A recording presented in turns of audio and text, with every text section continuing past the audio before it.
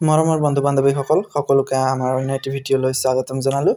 তো আজিৰ এই ভিডিঅ'টোৰ জৰিয়তে আমি আপোনালোকক দেখুৱাই যাম যে শেহতীয়াকৈ DME 18 আগষ্ট তাৰিখে যিখন নটিচ প্ৰকাশ কৰিছিলে তাত কোৱা হৈছে যে যিসকল কেণ্ডিডেট টি ট্ৰাইব অথবা আদিবাসী কমিউনিটিৰ ভিতৰত পৰে তেওঁলোকে তেওঁলোকৰ ৰিজাৰ্ভেশ্যনটো ক্লেইম কৰিব লাগিব। যিসকল কেণ্ডিডেটে গ্ৰেড 3 নন টেকনিক্যাল পোষ্টৰ বাবে পৰীক্ষা দিছিলে তো সেইসকল কেণ্ডিডেটে 25 আগষ্টৰ ভিতৰত নিজৰ ৰিজাৰ্ভেশ্যনটো ক্লেইম কৰিব লাগিব। তো সেয়ে আমি আজিৰ এই ভিডিঅ'টোৰ জৰিয়তে আপোনালোকক দেখুৱাম যে যিসকল টি ট্ৰাইব অথবা আদিবাসী কমিউনিটিৰ তেওঁলোকে কেনেদৰে ক্লেইম কৰিব। তো তাৰ কাৰণে আমি আমাৰ ডেস্কটপ অথবা মোবাইলত গুগল ক্ৰমখন ওপেন কৰিম। ওপেন কৰাৰ পিছত ইয়াৰে সাৰ্চ বাৰত আমি টাইপ কৰিব লাগিব DME। টাইপ কৰাৰ পিছত আমি সাৰ্চ কৰিম আৰু সাৰ্চ কৰাৰ লগে লগে এনেকুৱা ইন্টাৰফেস আমাৰ ওচৰত ওলাই আহিব। এতিয়া অলপমান তলত আহিব লাগিব। তাৰ পিছত এইখিনিতে আপুনি DME আসাম বুলি এটা লিংক পাই যাব, তাতে আপোনাক ক্লিক কৰিব লাগিব। সেই লিংকটোত ক্লিক কৰাৰ লগে লগে আমাৰ এনেকুৱা ধৰণৰ ইন্টাৰফেস ওলাই আহিব। ইয়াতে আমি আমাৰ একাউণ্টটো লগইন কৰিব লাগিব। তাৰ কাৰণে আমি ইয়াতে login only for already registered candidate সেইটো বটনত আমি ক্লিক কৰিব লাগিব।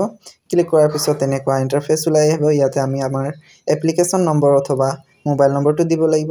নেক্সট ইয়াত আমাৰ পাছৱৰ্ডটো দি লগইন বটনটোত ক্লিক কৰিম আৰু লগইন বটনটোত ক্লিক কৰাৰ লগে লগে আমাৰ একাউণ্টটো এনেদৰে লগইন হৈ যাব।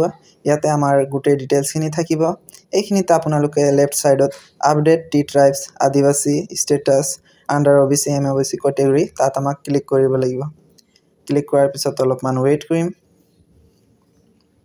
এনেকুৱা আমাৰ ওচৰত ইন্টাৰফেস ওলাই আহিব। ইয়াতে আপোনালোকক কোৱা হৈছে after update of Euro category please download the application report. তো ইয়াতে আমি আমাৰ কেটেগৰীটো আপডেট কৰাৰ পিছত আমাৰ এপ্লিকেশ্যন ফৰ্মখন বা এপ্লিকেশ্যন ৰিপৰ্টখন ডাউনলোড কৰিব লাগিব। তো এতিয়া আমি ইয়াতে সিলেক্টত ক্লিক কৰিম। তাৰপিছত টি ট্ৰাইব যদি হয় ইয়াতে সিলেক্ট কৰিম। তাৰপিছত প্লিজ সিলেক্ট এণ্ড আপডেটত ক্লিক কৰিম।